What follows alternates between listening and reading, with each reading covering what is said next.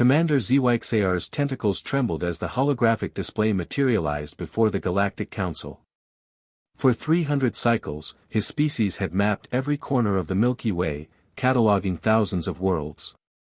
But this changed everything. Honored members, ZYXAR began, his translator chip converting his bioluminescent pulses into universal standard. We have discovered something extraordinary in Sector 7G. A planet we somehow missed.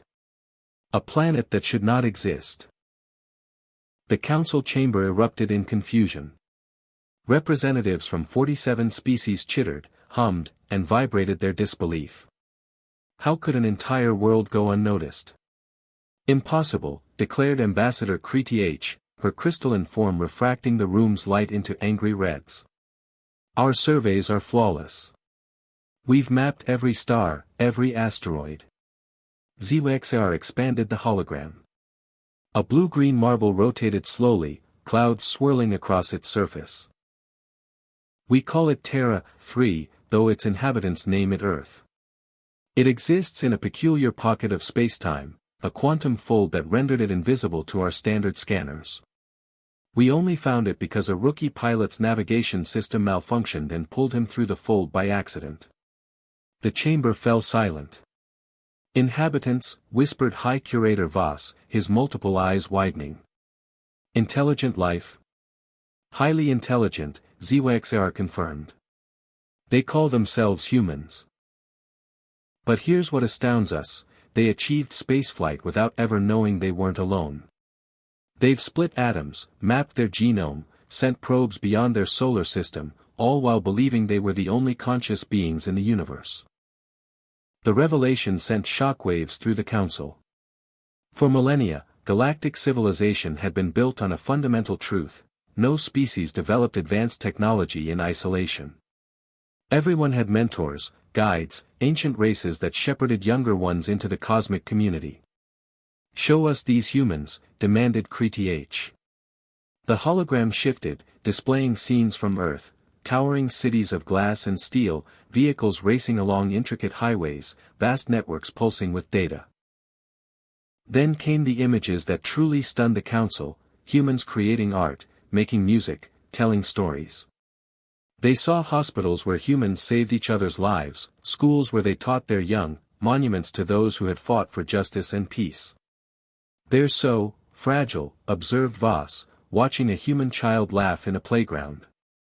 No exoskeleton, no natural armor, no telepathic abilities.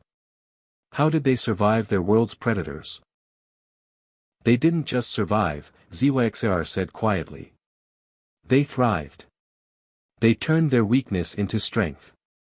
Without claws, they made tools. Without telepathy, they developed complex languages, thousands of them. Without scales or shells, they learned to cooperate, to build societies, to protect each other.